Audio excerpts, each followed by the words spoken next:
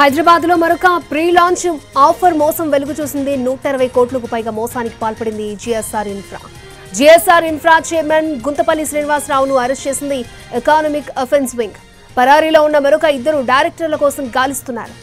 కొల్లూరు ప్రాంతంలో విల్లాలు కట్టిస్తామంటూ డబ్బులు వసూలు చేసింది జిఎస్ఆర్ ఇన్ఫ్రా.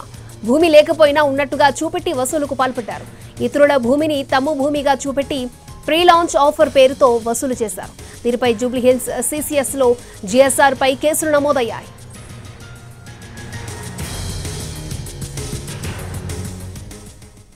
ప్రీ లాంచ్ ఆఫర్ల పేరుతో మోసం చేసే సంస్థలపై చట్ట ప్రకారం చర్యలు తీసుకుంటాము అంటున్న ఆర్థిక నేరాల విభాగం డీసీపీ ప్రసాద్తో మా ప్రతినిధి Ramesh Vaitla face to face.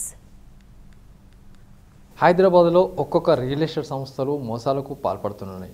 అయితే దీనికి సంబంధించి చాలా సంస్థలపైన అటు పోలీసులు కేసులు నమోదు చేస్తున్నారు. ప్రజల దగ్గర నుంచి డబ్బులు వసూలు చెప్పడానికి ఈఓడబ్ల్యూ డీసీ పొందుతున్నారు. సార్ చెప్పండి, జిఎస్ఆర్ ఇన్ఫ్రా అసలు చేసిన మోసం ఏంటి? ఈ జిఎస్ఆర్ ఇన్ఫ్రా గ్రూప్ అనే లిమిటెడ్ అనే కంపెనీ పెట్టుకొని గుంటుపల్లి శ్రీనివాసరావు, తర్వాత చదలవాడ శ్రీనివాసరావు, దెన్ వేమవరపు సత్యశిల్పరి ముగ్గురు కలిసేసి ఇక్కడ మాదాపూర్ దగ్గరలో కావూరు హిల్స్లో ఆఫీసు ఓపెన్ చేసి ఆఫీస్ ద్వారా ఏం చేశారంటే కొల్లూరు విలేజ్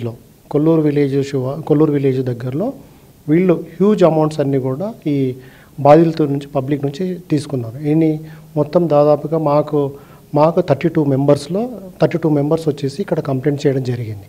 ఇది మొత్తం ఏంటంటే వాళ్ళు ఆ ల్యాండ్ లార్డ్తోని డెవలప్మెంట్ అగ్రిమెంట్ చేసుకొని ఆ విల్లాస్ అన్నీ కూడా దాదాపు 32 విల్లాస్ను పెడితే ఆయన 50% ఇతను 50 అంటే అందులో సగం విల్లాస్ ఈయన కట్టినట్లు ల్యాండ్ లార్డ్ దగ్గర సగం మొత్తం కట్టేసి ల్యాండ్ లార్డ్కు సగం ఇచ్చేసి ఈయన సగం ఇచ్చేసి అని చెప్పేసి చాలామంది దగ్గర కూడా కొంతమంది దగ్గర 1 crore, మన దగ్గర 1.5 crore, దగ్గర 2 crores ఇట్లా మొత్తం దాదాపుగా 60 కోట్ల రూపాయలను వీళ్ళు పబ్లిక్ నుంచి ప్రీ లాంచ్ ఆఫర్ అని ఒక పేరు పెట్టి ఆ విధంగా వీళ్ళు వసూలు చేసుకున్నారు.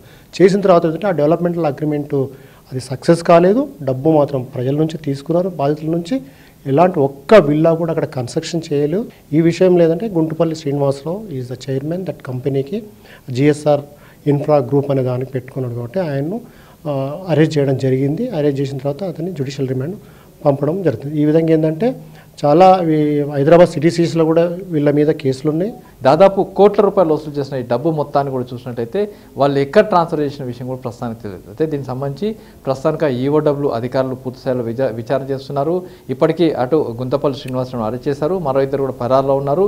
వాళ్ళని పట్టుకునేందుకు కూడా ప్రయత్నాలు చేస్తున్నామని అధికారులు చెప్తున్నారు. కెమెరా పర్సన్ సంతోష్తో రమేష్ ఎట్లా ఏంటి?